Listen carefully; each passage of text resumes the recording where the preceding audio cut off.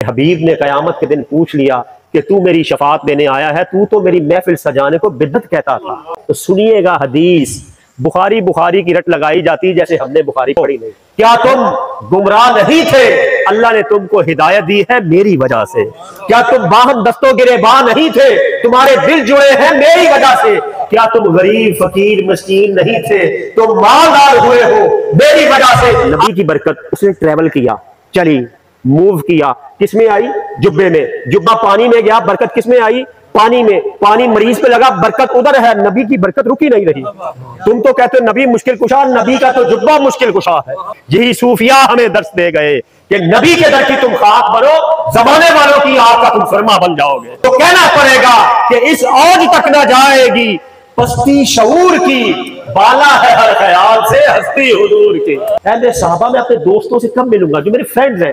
تو صحابہ نے کہا، عرض کیے یا رسول اللہ ہمارے ماں باپ آپ پر قربان ہو، کیا ہم آپ کے دوست نہیں ہیں؟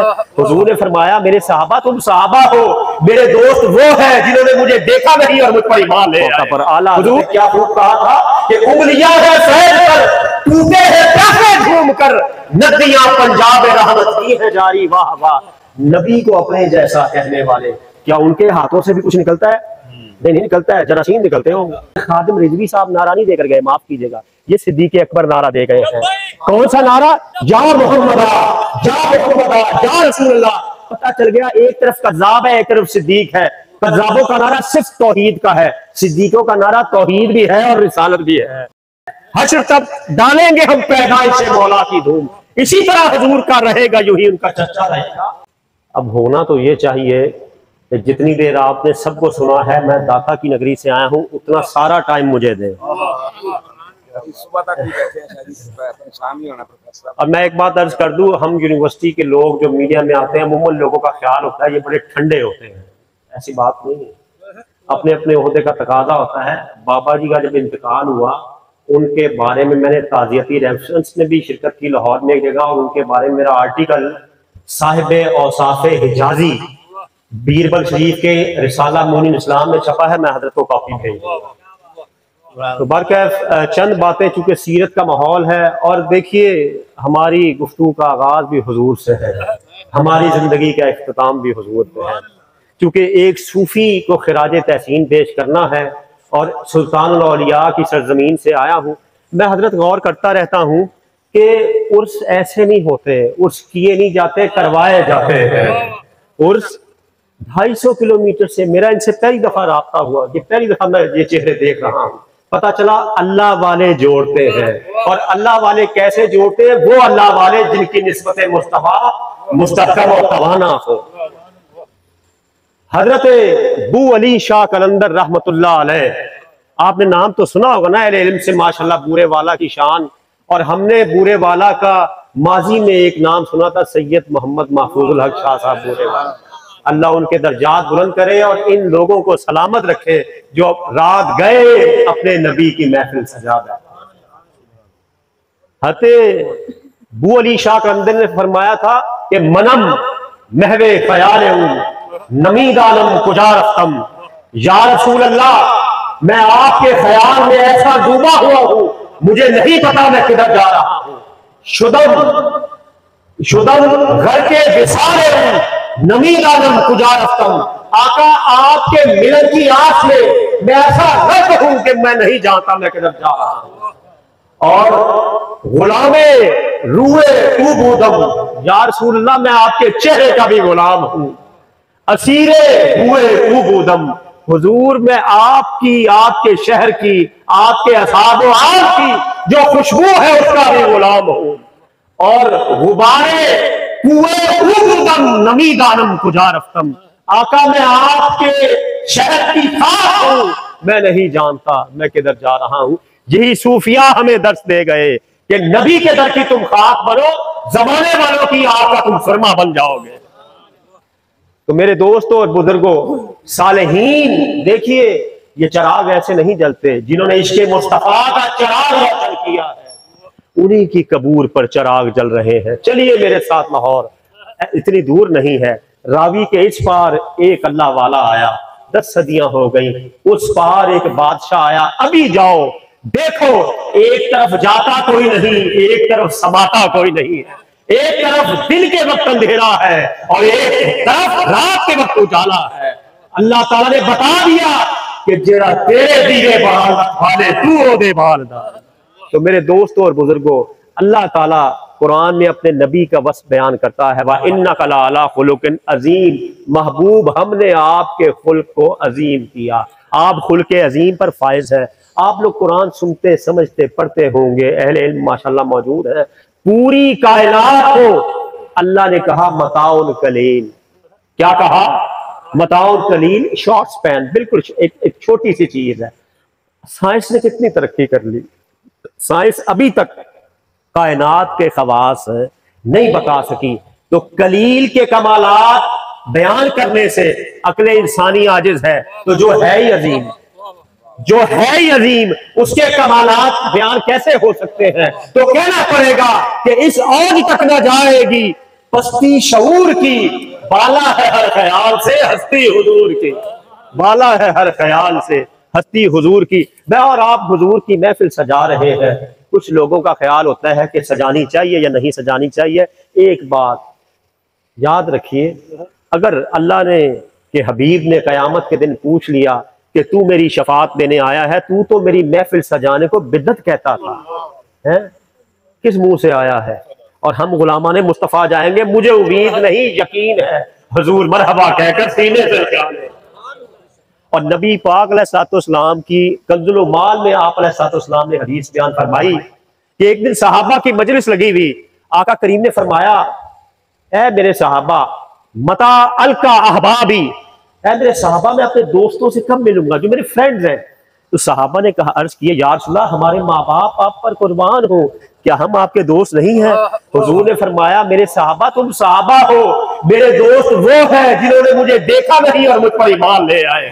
حضور میں آپ کی عظمتوں کے قربان، حضور نے قیامت تک ایمان لانے والے اپنے غلاموں کو یاد رکھا ہے، تو نبی نے اگر یاد رکھا ہے تو غلام بھی ان کی محفل سجا رہے ہیں، تو غلام بھی ان کی محفل سجا رہے ہیں۔ اور یاد رکھنا میرے دوستو، ہر نعمت کی اساس ذات مصطفیٰ ہے، ہر خیر کا چشمہ ذات مصطفیٰ ہے۔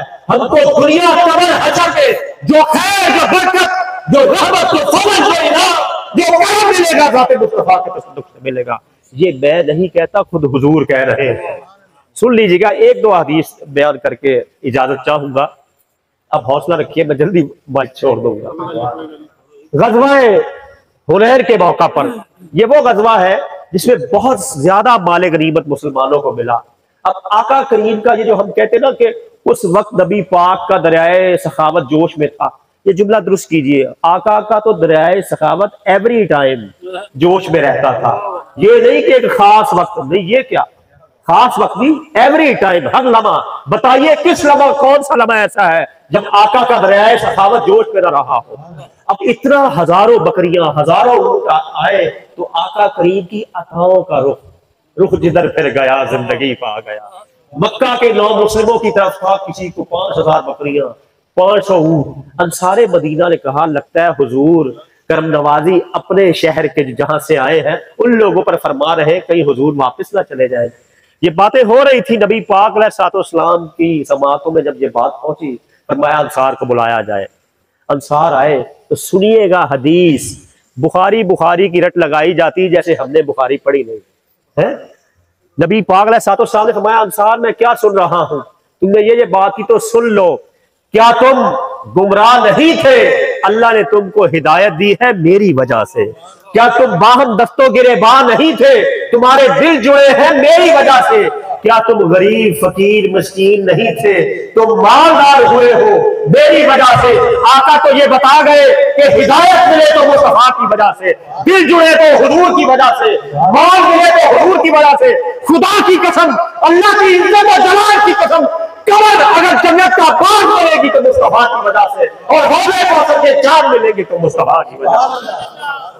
جو کچھ بھی اعلیٰ حضرت نے ایسے ہی نہیں کہا تھا کہ بڑھتی ہے کونین میں نعمت رسول اللہ کی۔ اور دیکھیے نعمت اللہ نے کی کائنات میں، ایک نعمت وہ ہے جو کفار پر بھی ہوئی، اہل ایمان پر بھی ہوئی، سب پر ہوئی۔ ایک نعمت وہ ہے جو صرف اہل ایمان پر ہوئی، لقد من اللہ علی المومنین، تو مومنین پر جو نعمت ہوئی جن کو ملا ہے وہ خوشی منا رہے ہیں، جن کے پاس کچھ نہیں ہے نا وہ نہ منائے، جن کو ملا ہے حشر تب ڈالیں گے ہم پیدائش سے مولا کی دھوم۔ اسی طرح حضور کا رہے گا، یوں ہی ان کا چرچا رہے گا، تو نبی پاک کی محفل یوں ہی سجائی جاتی رہے گی۔ اور آپ دیکھیے نعمت حضور کی، توجہ رکھیے گا، حضور کے نام سے بھی نعمت ملے، حضور کی دعا سے بھی نعمت ملے، حضور کی ذات سے بھی نعمت ملے، حضور کی نسبت سے بھی نعمت ملے۔ میں آپ سے پوچھنا چاہتا ہوں جو لا الہ الا اللہ کروڑ بار کہہ لے، محمد رسول اللہ نہ کہے، بتائیے جہنم کی آگ اس پر حرام ہوگی؟ نہیں، جنت حلال ہوگی نام مصطفیٰ کے تصدق سے۔ تو جس کے نام میں اتنی برکتیں ہیں کہ جہنم حلال ہو گئی، جنت حلال ہو گئی، اس کی ذات میں کتنی برکتیں ہوں گی۔ اور حضور کی ذات میں برکتیں، آپ غور تو کیجئے کہ حضور کی آنکھ جدھر دیکھ لیں، رخ جدھر پھر گیا زندگی پا گیا۔ حضور کے ہاتھوں سے پوری کائنات میں اولین و آخرین میں کوئی ہے ذات تو لاؤ جن کے ہاتھوں سے اللہ نے پانی کے چشمے جاری کر دیے۔ صلح حدیبیہ کے موقع پر اعلیٰ حضرت نے کیا خوب کہا تھا کہ انگلیاں ہیں سہیل پر، ٹوٹے ہیں پیسے گھوم کر، ندیاں پنجاب رحمت کی ہے جاری، واہ واہ۔ نبی کو اپنے جیسا کہنے والے، کیا ان کے ہاتھوں سے بھی کچھ نکلتا ہے؟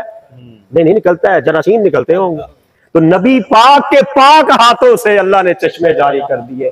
حضور تو جدھر دیکھ لیں زندگی پا جاتا ہے۔ اور حضور کی نسبتیں دو طرح کی، ایک وہ چیز جو آپ سے مسخ ہو گئی، اور ایک ہے آپ کی آل پاک اصحاب، ان کی نسبتیں اور برکتیں۔ میں بالکل سمرائز کرتے ہوئے دیکھیے، نبی پاک علیہ الصلوۃ والسلام ایک جبہ زیب تن کیا کرتے تھے۔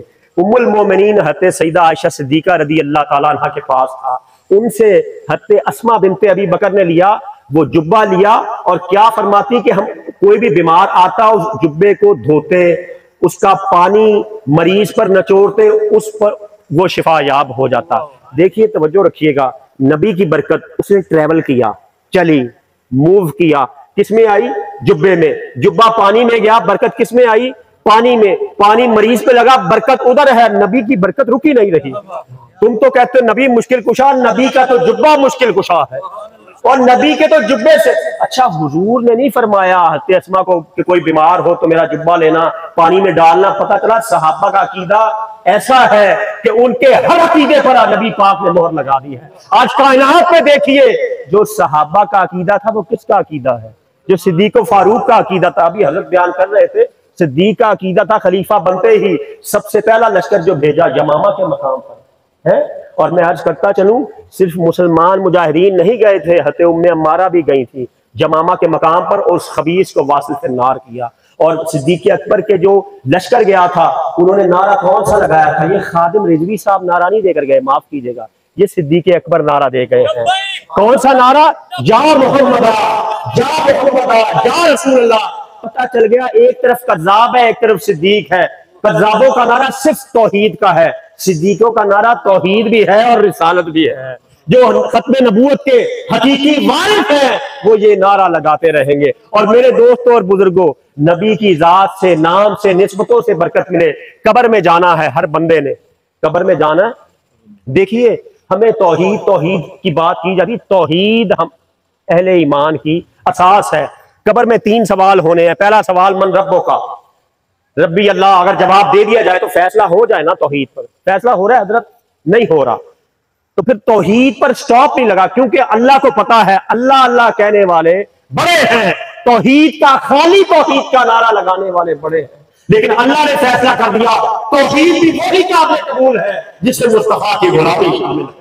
توحید پر فیصلہ نہیں ہو رہا، جب جواب دے دیا ٹھیک، تو پھر آگے ماں دینوں کا، تیرا دین کیا ہے؟ دینی الاسلام، اسلام تیرا دین ہے۔ جواب دے دیا، اسلام جس سے قبول کیا تھا اس سے جواب دے دیا، فیصلہ نہیں ہو رہا، کیونکہ اللہ جانتا ہے اسلامی سمجھ رہے ہو نا، اسلامی کہلانے والے لباس خضر میں ہزاروں ابلیس پھرتے ہیں۔ یہ دیکھیے، یہ ہمارے بھی اسلامی چہروں سے نبی کی غلامی کے رنگ نظر آتے ہیں، جن کو دیکھ کے پتہ چلتا ہے کہ نبی کا غلام آ رہا ہے۔ تو اسلام پر بھی فیصلہ نہیں ہو رہا۔ تیسرا سوال کیا ہے؟ کمال ہے۔ سوال کیا بلکہ غلامان مصطفیٰ اس کا انتظار کر رہے ہیں۔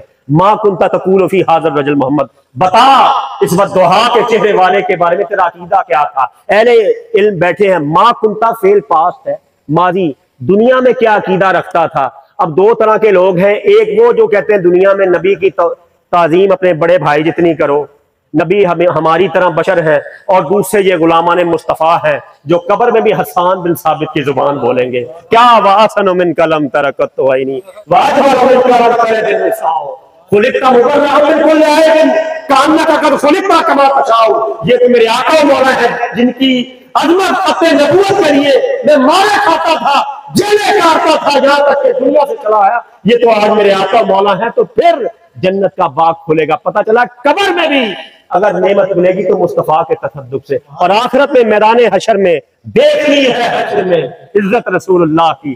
دیکھیے آدم علیہ السلام سے لے کر عیسیٰ علیہ السلام تک سب لوگ جائیں گے نفسی نفسی، اذهبوا الی غیری ہوگا، لیکن حضور کیا فرمائیں گے؟ انا لہا، ہاں میں ہوں۔ اور جب پورے اولین و آخرین کسی کو دم مارنے کی مجال نہ ہوگی، حضور اپنا سر سجدے میں رکھیں گے۔ آخری بات توجہ سے سن لیجئے گا، اللہ فرمائے گا سب پوری کائنات، سب ارب و انسان جتنے کہہ لیجئے اتنے دیکھ رہے ہوں گے نبی پاک کی شوکت عزت وجاہت کو، دیکھ رہے ہوں گے، نبی پاک سر سجدے میں رکھیں گے۔ اللہ فرمائے گا ارفع راسک یا محمد، اے سراپا خوبی اور آنائی، اپنے سر کو اٹھائیے، اسأل توتا، آپ سوال کیجئے آپ کو عطا کیا جائے گا، اشفا تشفا، آپ شفاعت کیجئے، آپ کی شفاعت غلامان مصطفیٰ کے حق میں قبول کی جائے گی۔ جہاں غور کیجئے گا نبی پاک نے سر سجدے میں رکھا ہے، اللہ کی طرف سے اذن جنت کا نہیں ملا، کوئی دھوکہ نہ کھائے کہ سجدوں سے جنت مل رہی ہے۔ اللہ نے فیصلہ کر دیا محبوب والضحیٰ کا چہرہ اٹھا دے تاکہ اولین و آخرین کو پتہ چل جائے تمہیں جنت ملی ہے تو مصطفیٰ کے تصدق سے ملی ہے، تمہیں سجدوں کی وجہ سے، نمازوں کی وجہ سے، ذکر و اذکار کی وجہ سے ان کی اہمیت اپنی جگہ، لیکن جنت ملی ہے، اللہ کی رضا ملی ہے تو مصطفیٰ کے تصدق سے ملی ہے۔ تو میرے دوستوں اور بزرگوں، جس ہستی کی وجہ سے اتنا کچھ مل رہا ہے تو کیوں نہ ان کی آمد کی خوشی منائیں۔ اللہ کریم ہماری نسبتوں کو سلامت با کرامت رکھے۔ شروع میں نے بو علی قلندر سے کیا تھا، آخری شعر مولانا جامی فرما گئے کہ جہاں روشن از جمال محمد، پوری کائنات جمال مصطفیٰ سے روشن ہے، دلن تازہ گشت از وصال محمد، میرا دل ان کے ملن کی آس میں تازہ رہتا ہے، بصدق و صفا می توا گشت جامی، اے جامی اگر تو اپنی ذات میں صدق و صفا کے رنگ لانا چاہتا ہے تو غلام آل محمد، غلام آل محمد، نبی کی آل کا نہیں، نبی کی آل کے غلاموں کے غلام بن جاؤ۔ یار زندہ صحبت باقی، اللہ کریم آپ سب کو سلامت با کرامت رکھے۔ انشاءاللہ زندگی میں پھر موقع ملا تو تفصیل تقریر ہوگی، وقت اگر میں نے زیادہ لیا ہے تو معذرت خواہ، مجھے جتنی دیر بٹھایا گیا میرے دل میں کوئی بات نہیں۔ سلامت رہیں، شاد رہیں، آباد رہیں، والسلام علیکم ورحمۃ اللہ وبرکاتہ۔